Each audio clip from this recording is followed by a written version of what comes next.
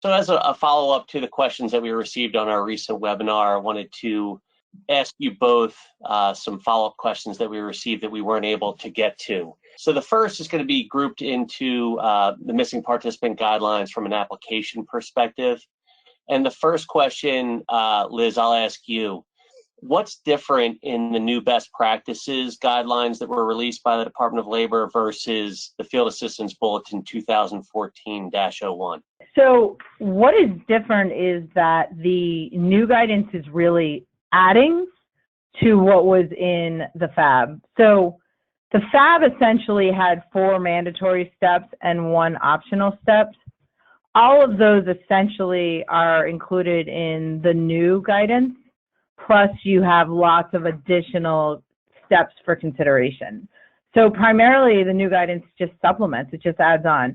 I guess one other technical difference is that the FAB 2014-01 was technically only applicable to defined contribution plans that were going through termination. So essentially, what do fiduciaries need to do when they're terminating a defined contribution plan and have benefits to pay out, and how do they need to look for participants?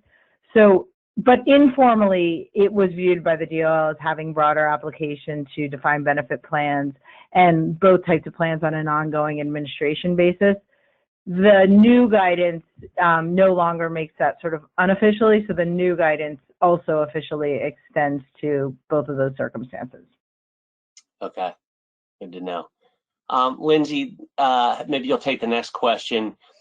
With the updated Department of Labor guidelines, do they apply to all pension plans, including non-qualified? One particular attendee asked specifically around church plans.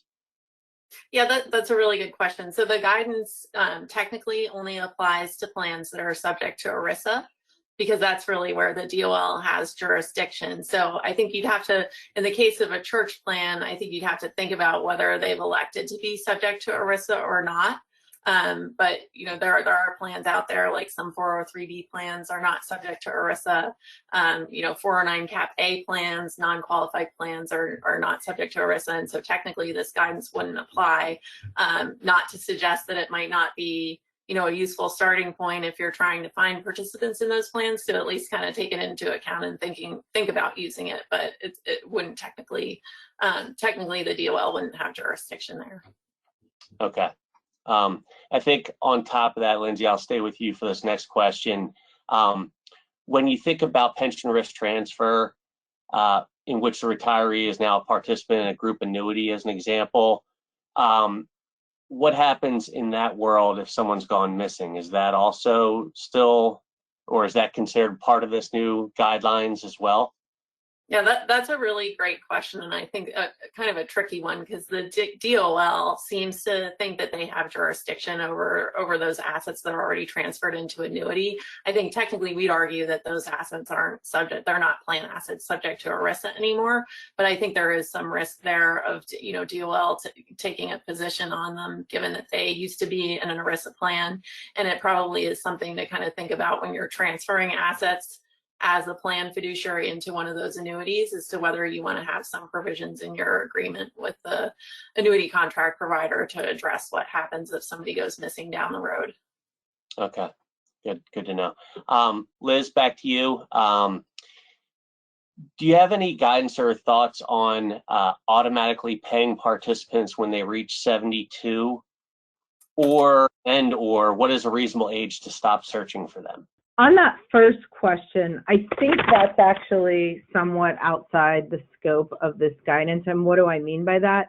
I think that really is more, there's nothing in the DOL's guidance that really gives the green light to do that, but there's also nothing that precludes you from doing it. And in some ways, the DOL may think it's helpful.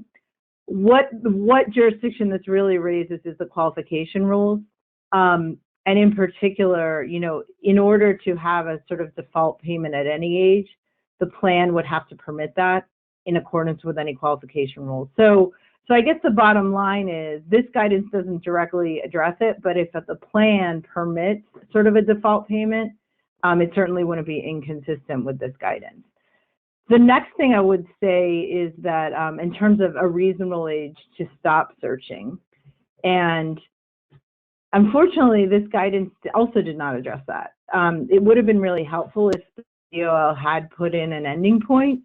I think we may have even talked about on the original presentation, a logical ending point to me is sort of the ages at which nobody in the world lives past, or sort of, maybe the average expected date of death in America or something like that. But unfortunately, the DOL did not provide instruction on that.